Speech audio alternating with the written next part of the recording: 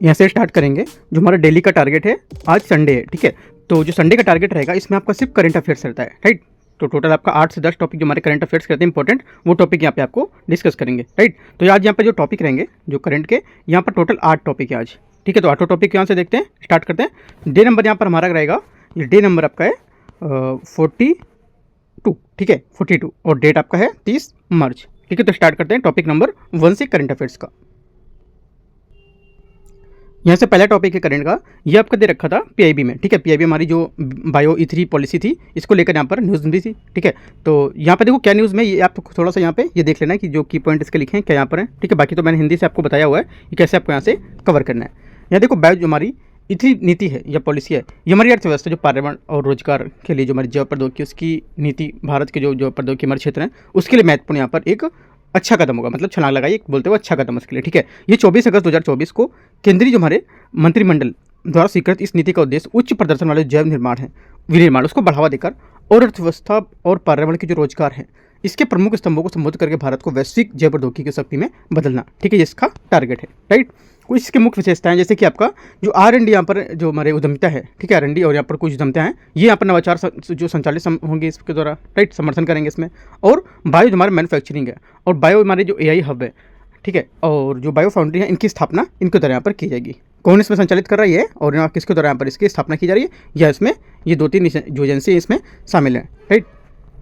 हरित विकास के लिए पुनर्योजी और जो हमारी जैव जो अर्थव्यवस्था मॉडल पर ध्यान केंद्रित करना, ठीक है, ये इसका टारगेट होगा। और भारत की कुशल कार्बन का विस्तार करना है ना, ये भी यहाँ पर इसको देखना होगा। और नेट जीरो कार्बन जो अर्थव्यवस्था है, और लाइफ स्टाइल जो हमारी फॉर एनवायरमेंट लाइफ जो पहले उसके साथ यहाँ पर संरेखण इसको किया गया है, ठीक है। तो तीनों बातें आपको यहाँ पर याद रखनी, क्या हमारे इसकी किस पर ध्यान केंद्रित करेगा, कौन कौन सी चीज़ें यहाँ पर देखेगा, ठीक है। लाइफ पर भी ध्यान देगा, और जो भारत की कुशल कार्बन उस पर विस्तार करेगा, और हरित जो विकास पुनर्योजी अर्थव्यवस्था है उस पर भी यहाँ पर ध्यान केंद्रित करेगा, ठीक है। तो तीनों बातें ये भी आपको याद रखनी है।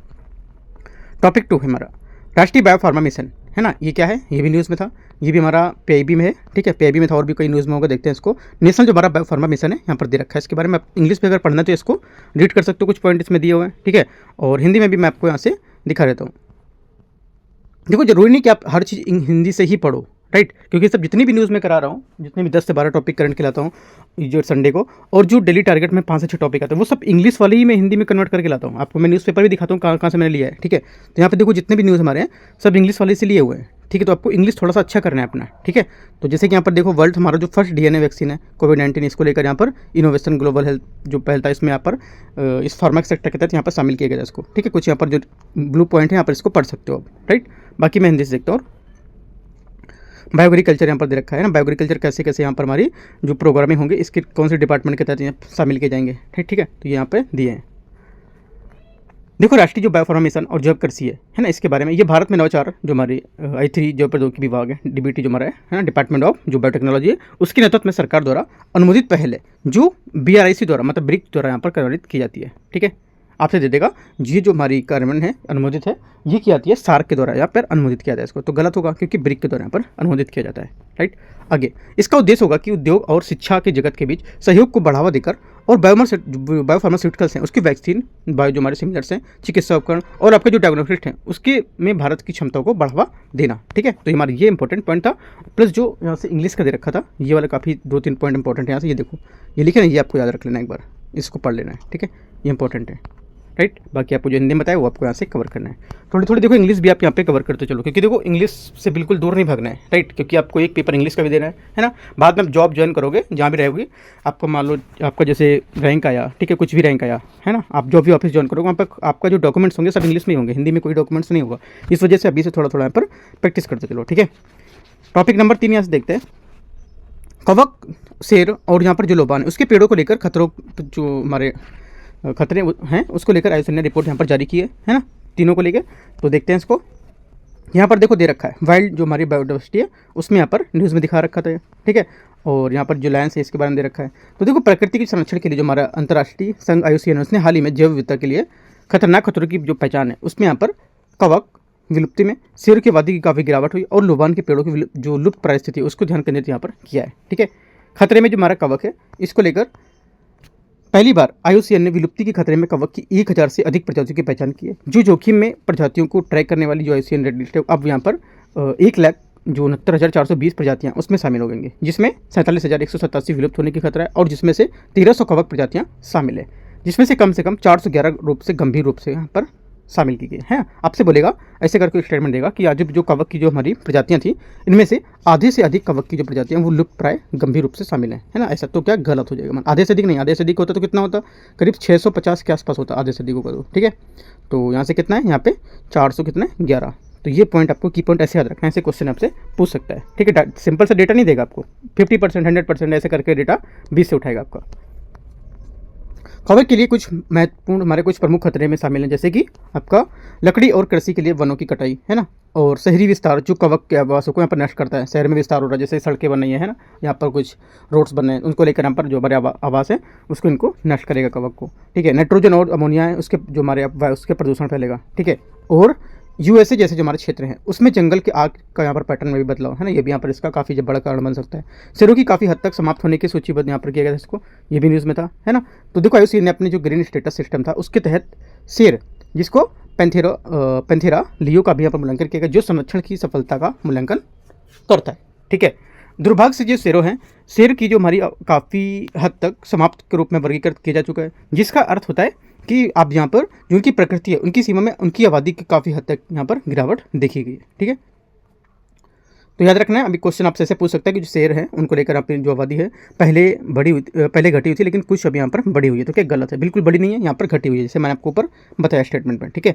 शेरों के बारे में मुख्य निष्कर्ष यहाँ पर दे रखा है, राइट। आईयूसीएन रेड लिस्ट में कमजोर बने हुए हैं, कमजोर मतलब आईयूसीएन रेड लिस्ट में यहाँ पर जो कमजोर है वहाँ पर ये शो करते हैं, ठीक है।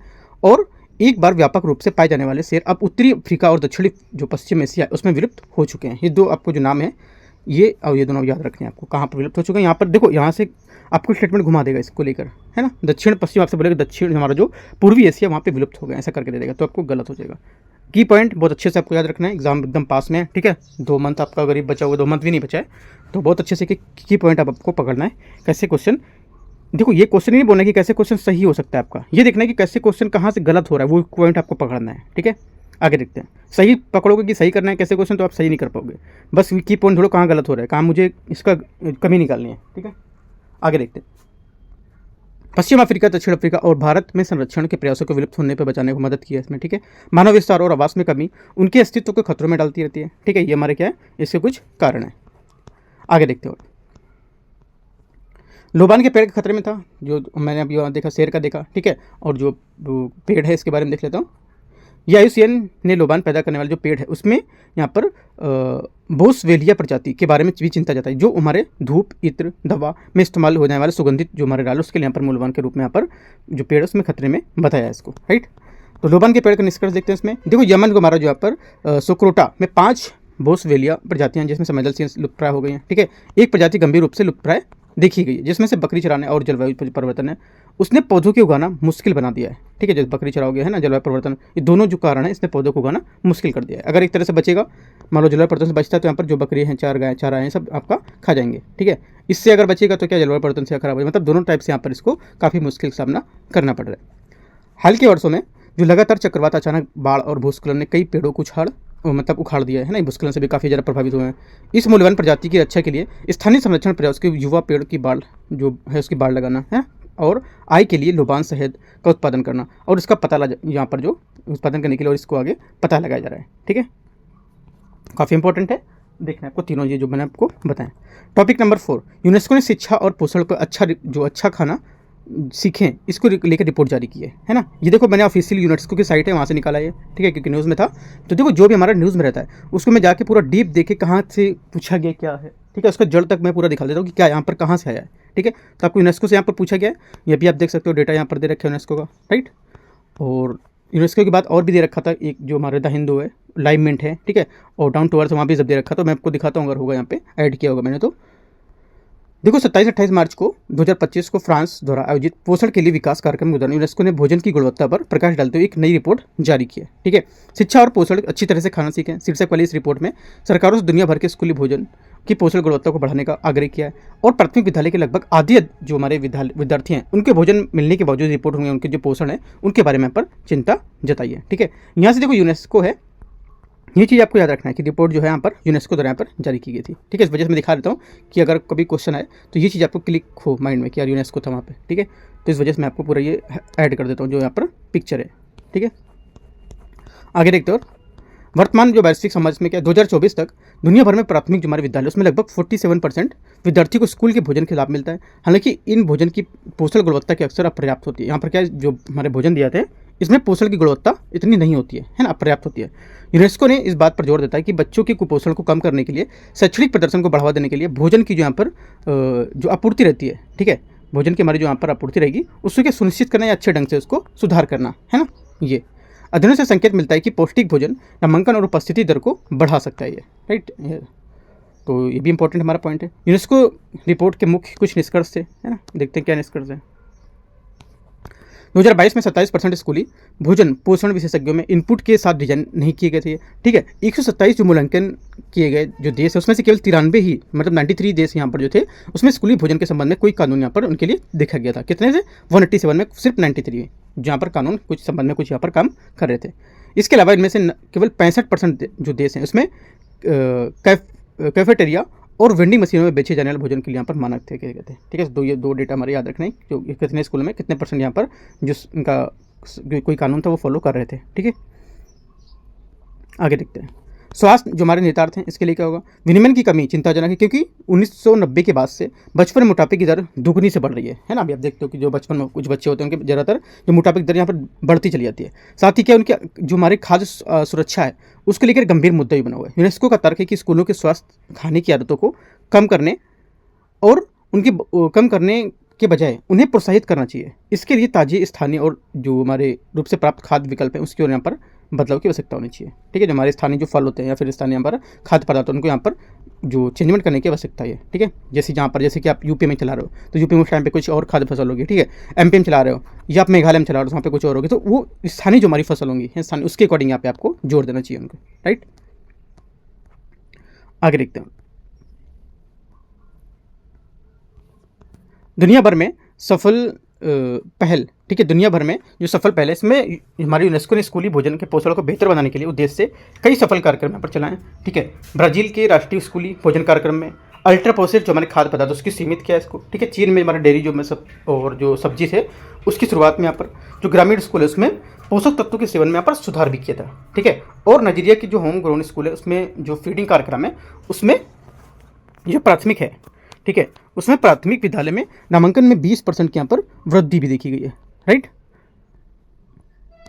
आगे देखते हो। भारत द्वारा महाराष्ट्र में जो हमारे फोर्टिफाइड जो ऑर्गेनिक मोती बाजरा की शुरुआत ने किशोरों की जो संज्ञात्मक कार्य है उसको बढ़ावा दिया है। ठीक है, और संस्तुतियाँ क्या है इसमें, जो भविष्य की कार्रवाई क्या हो सकती हैं ये देख सकते हैं इसमें।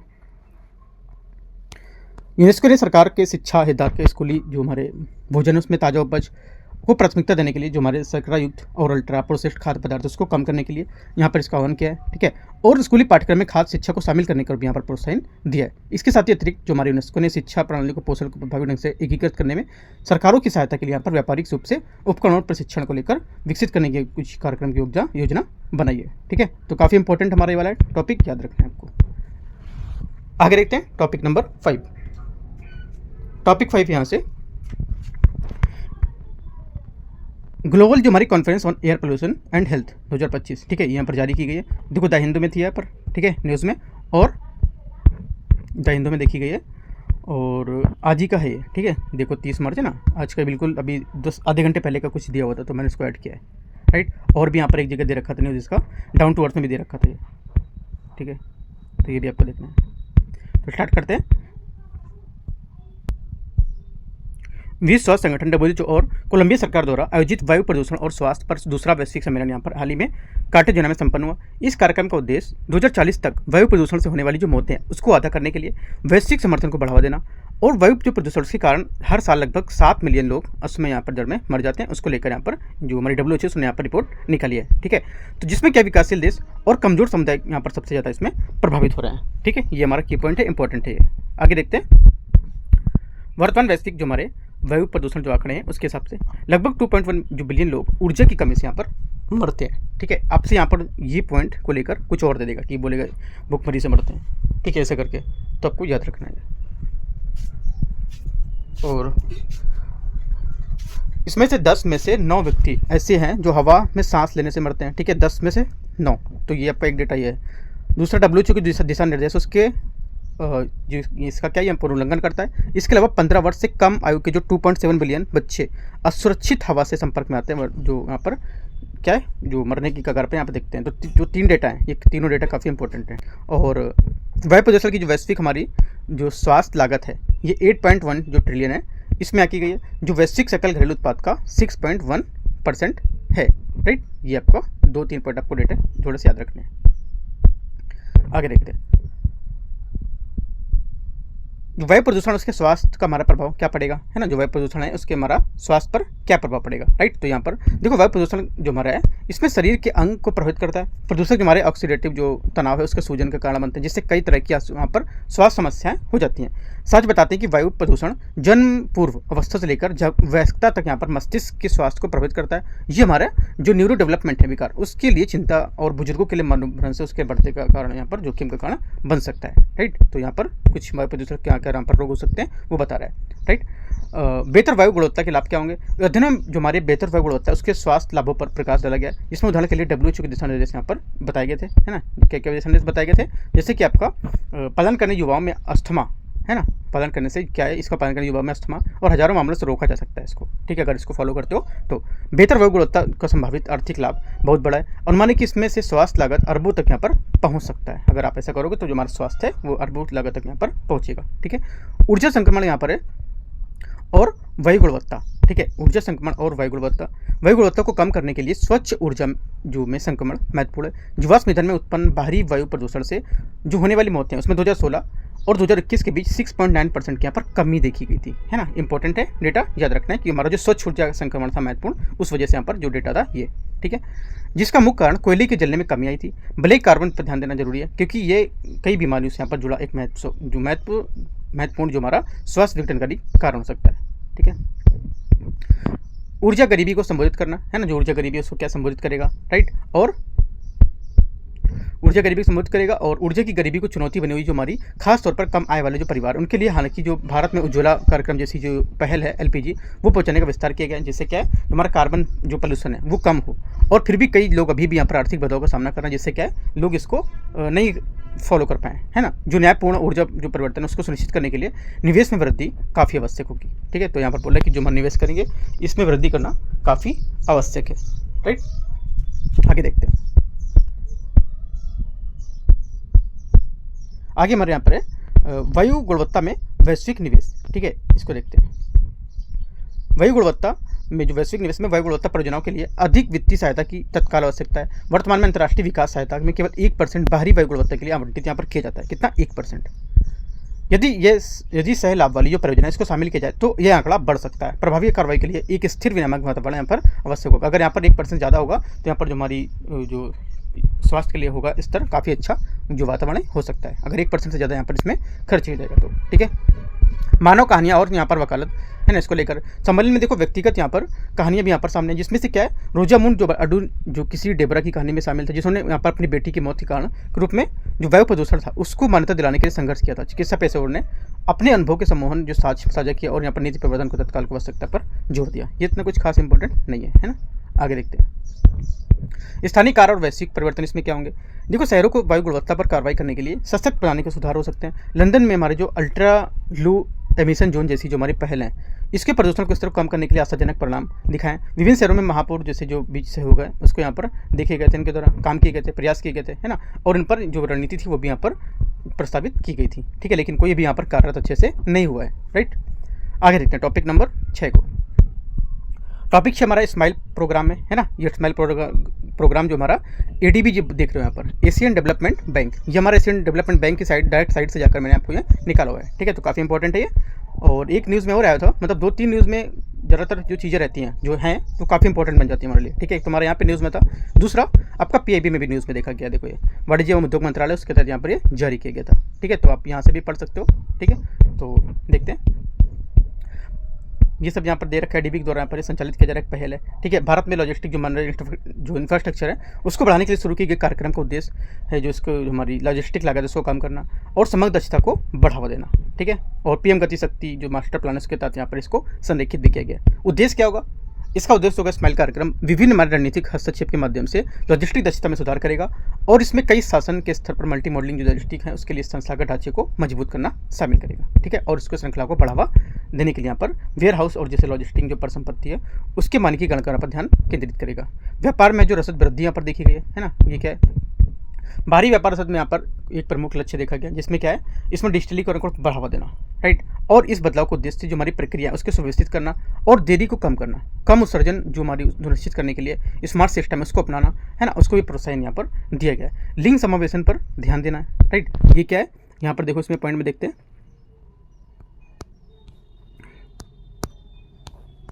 स्माइल कार्यक्रम में लिंग जो समावेशन प्राथमिकता, इसमें भूमि बंदरगाह के लिए ऑडिट करने का उपाय यहाँ पर शामिल है, ठीक है। ये राष्ट्रीय व्यापार सुविधा कार्य योजना 2022-23 का हिस्सा है।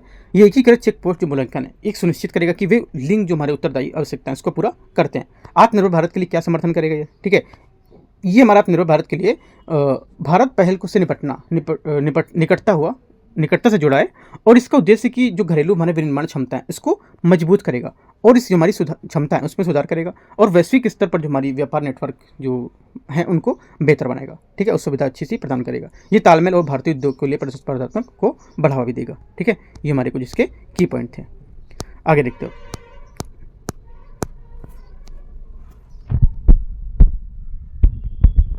यहाँ पे इसका क्या प्रभाव पड़ेगा है ना, ये दिखा रहा है। स्माइल कार्यक्रम यहाँ पर है रोजगार के अवसर उसको बढ़ावा देने के लिए डिजाइन किया गया था, है ना। लॉजिस्टिक जो हमारे परफॉर्मेंस को इंडेक्स के लेकर जो बेहतर स्थिति है इसको लेकर यहाँ पर ही बनाया जाएगा और जो प्रतिस्पर्धी माहौल है इसकी कार्यक्रम को लेकर निजी क्षेत्र में निवेश को प्रोत्साहित करेगा, राइट। दीर्घकालिक हमारा जो आर्थिक लचीलापन है ये दिखाएगा इसमें, ठीक है। स्मार्ट लॉजिस्टिक सिस्टम पर ध्यान केंद्रित करेगा और सतत विकास के लिए भी काफ़ी महत्वपूर्ण होगा, ठीक है। आगे टॉपिक हमारा टॉपिक नंबर 7, चन्ना नाची क्या है।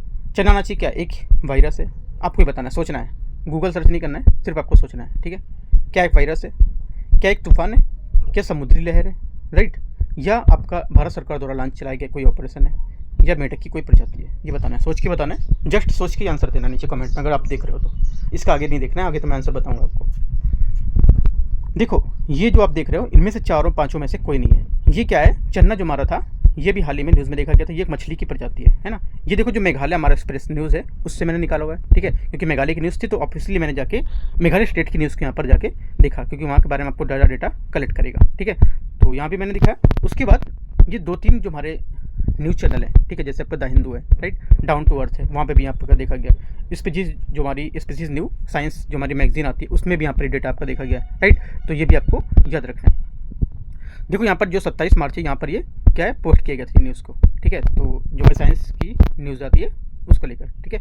आगे देखते हैं इसमें। उसके बाद यहाँ पर जो हमारी इंस्टॉट वाली न्यूज़ आती है ना, इंस्टॉट करके न्यूज़ आती है यूपीएससी की जो हमारी इंपॉर्टेंट होती है उसमें भी यहाँ पर ये शो किया था, ठीक है। तो काफ़ी ज़्यादा जगह यहाँ पर देखा गया है तो हमारा इंपॉर्टेंट बन जाता है। इसलिए क्या हाल ही में जो मेघालय में स्नेक हेड जो मछली इसकी नई प्रजाति की पहचान की गई है। चन्ना नाची नमक ये जो हमारी प्रजाति है इस क्षेत्र के मीठे पानी पारिस्थितिक तंत्र की समृद्ध जैव विविधता को दर्शाती है। इस मछली को 4 साल पहले दक्षिण गारो हिल्स में एक धारक में एकत्र यहाँ पर किया गया था, ठीक है।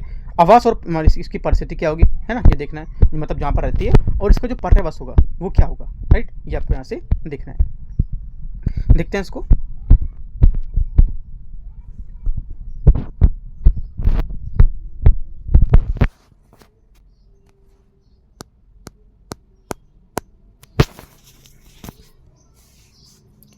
यहाँ से देखो आवास और जो पारिस्थितिकी है इसमें चन्ना नाची एक उथली धारा में पाई गई थी जो सिमसांग नदी प्रणाली में मिलती है। इस आवास में रेत, पत्ती का कूड़ा, ठीक है, और कंकड़ जो विभिन्न कम जात जली प्रजातियाँ उसके लिए यहाँ पर आदर्श माना जाता है। इस धारा में अन्य मछली प्रजातियाँ भी यहाँ पर पाई जाती हैं जैसे कि, लेकिन यहाँ पर चन्ना नाची अपनी अनूठी विशेषताओं के कारण सबसे अलग है, ठीक है। विशिष्ट विशेषता इसकी क्या होती है, जैसे कि चन्ना नाची में कई विशिष्ट गुण होते हैं। इसके शरीर जो होता है जो दुबला पतला होता है और इसका जो रंग होता है 2 रंगों वाला होता है जिसमें क्रीमी पीले गहरे रंग में दिखाई देता है, बदल जाता है। इसके मुख्य विशेषताओं में हल्के नीले रंग की जो मार्बलिंग है और पृष्ठीय आधे भाग पर यहाँ पर अलग अलग काठी में शामिल होते हैं। ये गुण इसे सजावटी मछली व्यापार के लिए जो एक आकर्षण विकल्प भी बनाते हैं, ठीक है। सांस्कृतिक इसका महत्व क्या है, ये जो हमारी नाची, जो चन्ना नाची हमारे गारो भाषा से लिया गया है ना, जो नाची नाम हमारा क्या है, गारो भाषा से लिया गया, जो स्थानीय जैव विविधता के साथ स्वदेशी संस्कृति से संबंध को दर्शाता है। ये स्थानीय ज्ञान को वैज्ञानिक जो हमारे अनुसंधान है उसकी प्रजातियों की यहाँ पर पहचान में एकीकृत करने के लिए महत्व को दर्शाता है। ठीक है, आपसे बोलेगा चन्ना नाची है, इसमें नाची जो हमारा शब्द है ये जो कोई हमारी प्रजाति जो भाषा है उसका नाम दे देगा, है ना, बोल सकता है आपसे ये हमारे जो नाची है ये भील करके कह देगा, भील जो भाषा है या भील हमारी जनजाति उससे संबंधित है, ऐसा करके। ठीक है, तो आपको याद रखना है किससे संबंधित है ना, कहाँ पे देखी गई वो भी मैंने आपको यहाँ पर दिखा दिया। मैं इस वजह से पूरा हाईलाइटेड कर दिया रहता हूँ कि एक एक बात आपको माइंड में बैठ जाए अगर क्वेश्चन पेपर में अगर पूछता है तो। ठीक है,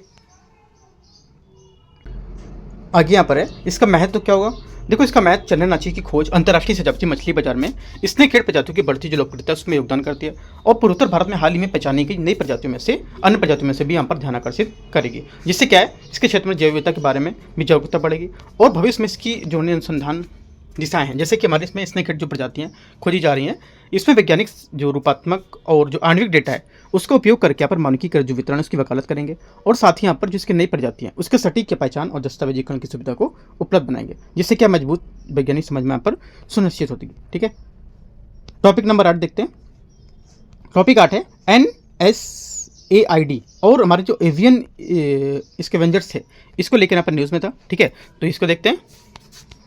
यहाँ पर देखो ये डाउन टू अर्थ में भी हमारा दिया हुआ है। ठीक है, काफ़ी इंपॉर्टेंट है। हमारे जो जितने भी मैगजीन, जितने भी हमारे मैं दिखा रहा हूँ आपको करंट, सब कुछ ना कुछ बिल्कुल पूछे हुए हैं कहीं ना कहीं से। ठीक है, ये नहीं कि मैंने ऐसे कहीं से उठाया आपको दिया यहाँ पढ़ लो उसका और आप देख लो, इंपॉर्टेंट है इस वजह से मैं आपको यहाँ पे दिखा रहा हूँ। ठीक है, आप हो सकता है आपको जो मैगजीन आएंगे उसमें आपको नहीं मिलेगा सब चीज़ें, तो मैं इस वजह से आपको कराता चल रहा हूँ कि आप देखो PT 65 कर ही रहे हो करंट में। ठीक है, प्लस मैं आपको जितना करंट दे देता हूँ वो भी आपको बनाना है, तो कम से कम आपको हर महीने नहीं तो जैसे कि मैं आपको 5 टॉपिक रोज देता हूँ। ठीक है, 5 टॉपिक आप रोज मान लो और 10 टॉपिक आपका करंट अफेयर्स का मान लो देता हूँ संडे को। संडे 4 संडे होगा, 40 टॉपिक आपका ये होगा करीब। ठीक है, 40 या 30 मान लो, और 5 टॉपिक आपको रोज देता हूँ मैं, तो आपका 24 दिन करीब वो हो गए। ठीक है, तो 2500 करीब 140 टॉपिक आपके एक मंथ में हो जाएंगे। तो इसमें 140 टॉपिक बहुत होते हैं एक मंथ में। अगर 2 मंथ आप देखोगे तो 250 से 300 टॉपिक आपके बहुत अच्छे से कवर हो जाएंगे यहाँ पर। ठीक है, तो इस वजह से भी टाइम है और अच्छे से आपको यहाँ पर कवर करना है। जो देखो जिसको नहीं पता है उसको भी आप शेयर कर सकते हो। ठीक है, तो यहाँ पर देखो इसको देखते हैं।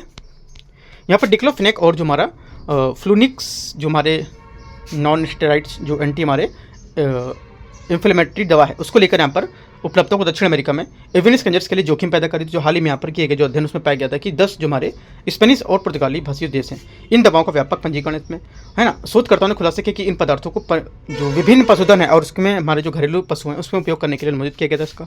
ठीक है, और इसकी स्थापना स्थानीय पक्षी आबादी को उनकी जो प्रभाव है उसके बारे में यहाँ पर चिंता बढ़ गई थी, है ना। जो हमारे NSAID है इसकी व्यापक उपलब्धता क्या होगी इसमें से। ठीक है, इनमें देखो ब्राज़ील जो है हमारा इसमें 23 हमारे को डिक्लोफेनेक उत्पादों के साथ यहाँ पर सबसे आगे है। उसके बाद यहाँ पर अर्जेंटीना 20 के साथ है ना दूसरे स्थान पर, और कोलंबिया में क्या है ये सबसे अधिक संख्या में जो फ्लूनिक्सिन उत्पाद है वो देखा गया, जहाँ 58 पंजीकृत हैं। इसमें से अधिकांश उत्पाद हमारे गोजाति सुअर घोड़े को लक्षित करते हैं यहाँ पर। ठीक है, एवियन जो हमारे स्कैवेंजर्स हैं इसका क्या प्रभाव पड़ेगा इसमें। दक्षिण अमेरिका में कम से कम 21 जो हमारे स्कैवेंजर्स हैं है ना, स्कैवेंजर जो स्कैवेंजिंग है ये रैप्टर प्रजातियों की, जिसमें से 6 न्यू वर्ल्ड गिद्ध प्रजातियाँ शामिल हैं। जबकि टर्की गिद्ध में डिक्लोफेनेक की कुछ जो हमारे सहनशीलता है उसमें यहाँ पर दिखाई गई इसको लेकर। ठीक है, और इंडियन जो हमारे कॉन्डोर हैं जैसी जो हमारे अन्य प्रजाति इसके प्रभाव को लेकर यहाँ पर बहुत कम यहाँ पर जानकारी दी गई, जिससे कि संवेदनशील रूप में वर्गीकृत किया गया इनको और वर्तमान जनसंख्या में गिरावट के कारण यहाँ पर बनी हुई है। ठीक है, कीटनाशक विषाक्तता जो हमारी अन्य मानव वन जीव हमारे संघर्ष है वो भी यहाँ पर देखे जा रहे हैं। ठीक है, तो ये भी आपको देखना है। डिक्लोफेनेक और हमारे जो फ्लूनिक्स के जोखिम भी हो सकते हैं कुछ, जैसे न्यू वर्ल्ड हमारे जो गिद्ध हैं उसमें डिक्लोफेनेक की विषाक्तता अभी तक यहाँ पर बड़े पैमाने पर आकलन नहीं किया गया। किंग वल्चर या जो हमारे ग्रेटर येलो हेडेड वल्चर जैसी जो प्रजातियाँ हैं इसके प्रभाव में से कोई डेटा नहीं बताया गया। इनकी जो जनसंख्या उसमें भी गिरावट आ रही है और इन पक्षियों में फ्लूनिक्सिन के प्रभाव को भी यहाँ पर जो प्रभाव है उस भी इसी तरह से दस्तावेज के यहाँ पर दस्तावेजीकरण नहीं किया इनका। ठीक है, जो मेरा डेटा है उसको लेकर गिरावट आई है, लेकिन यहाँ पर इसके प्रभाव को लेकर इन्होंने दस्तावेजीकरण से नहीं किया है। कुछ निहितार्थ हैं इसके, निष्कर्ष बता सकते हो है ना, कि क्या यहाँ पर क्या क्या यूज करेंगे तो उनके मतलब बच सकते हैं। जैसे कि यहाँ पर दवाएं उसके प्रभाव कम करेंगे। ठीक है, और इनके पक्षियों की सुरक्षा सुनिश्चित करने के लिए वन जीव हमारा जो है उसमें कृषि क्षेत्रों के लिए सहयोग की आवश्यकता होगी। राइट, उनके तत्काल कार्रवाई को मांग करेंगे है ना, और जो हमारे जो खतरा है जो दवाएं हैं उनको खतरा दवाओं को दूर करेंगे जिससे खतरा हो रहा है। तो बस ये पॉइंट आप अपना निष्कर्ष में लिख सकते हो कुछ पॉइंट, जैसे आपको पूछता है कि इनमें से क्या हमारा निष्कर्ष होगा। क्वेश्चन पूछेगा कि क्या मैनेज कर, आप क्या अपने बारे में बताना है, क्या आप इस पर कर सकते हो, तो ऐसे करके आप नोट कर सकते हो, राइट। तो टोटल यहाँ पर हमारे 8 टॉपिक थे आज, वो मैंने 8 टॉपिक बहुत अच्छे से एक्सप्लेन करके आपको बताया, ठीक है। जो संडे टॉपिक रहेंगे वो मैं आपको अच्छे से एक्सप्लेन करूँगा। अगर बीच में भी मुझे टाइम मिलता है, 5 टॉपिक जो मैं देता हूँ वो भी मैं आपको अच्छे से समझाऊंगा टॉपिक, ठीक है। तो आपको ये करना है, राइट। बाकी और जो रहेंगे इंपॉर्टेंट मैं आपको वहाँ पर टेलीग्राम पर भी बताता रहूँगा। और कुछ डाउट रहता है, 1% आपको कुछ डाउट एग्जाम के लिए, तो आप बिल्कुल पूछ सकते हो, ठीक है। टेलीग्राम पे भी मैं लिंक दे दूँगा वहाँ पे, और यहाँ पे जो डिस्क्रिप्शन है वहाँ पे भी आप जुड़ सकते हो, मैं लिंक दे दूँगा टेलीग्राम का, या आप कमेंट में भी पूछ सकते हो, ठीक है। All the best, thank you.